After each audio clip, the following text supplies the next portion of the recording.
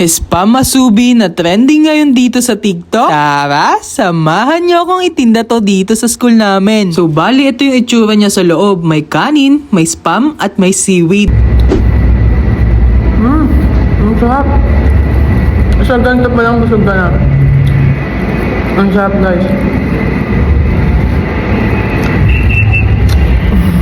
Good morning! This is Welty Cruz, your first year college na nagtitinda sa school para magkabaon. So, today is the day nga na naisipan ko magbenta ngayon ng spam masubi dito sa school namin. At dahil nga first time ko magbebenta ng ganito dito sa school namin, hindi ko talaga alam kung mabilis ko ba siyang mapapaubos. Kaya naman, ang ginawa ko sa presyo, binabaan ko muna to para malaman ko kung tatangkilikin ba to at magugustuhan ba to ng mga kapwa ko estudyante. Sila nga pala yung mga naging first customer ko dito, sila ay mga criminology student. Buti na lang talaga nakaabot ako sa kanila dahil mag-e-exam na talaga sila dito. Ngayon ko na nga lang din talaga na-realize na ngayon na lang ulit ako makakapagbenta sa mga criminology. Kasi kung aalalahanin ko, parang ang huling tinda ko yata sa kanila ay yung Graham bars pa talaga. At ayan nga, natapos na ako sa kanila kaya nagpaalam na ako at lumipat na din ako sa kabilang section. Itong napuntahan ko ngayon is mga senior high na palagi ding nabili talaga sa akin. Anyway, kung mapapansin nyo nga pala, parang nag-iba ngayon yung pananalita ko. Napapadalas kasi yung panonood ko kay Basundanyang vlogger, kaya talaga pati yung boses niya ay nagagaya ko na din. Ngayon naman sila na nga pala yung mga huling naging customer ko, kaya nagpaalam na din ako sa kanila at may klase pa kami. Pero bago nga ako umalis sa klase na to, nilapitan ko muna tong mga estudyante na to dahil meron silang ibang tinitinda. Cookies nga pala to, tas nilalagyan nila ng ube condensed, tapos 20 pesos 4 pieces na. Nung tinikman ko nga to, ang sarap niya kasi may pa-chocolate pa sa loob. Kung taga dito ka lang sa amin, itry mo na, ang sarap. Anyways, kung may tanong pala kayo about sa spam masubi, i-comment nyo lang. Bye bye, ma!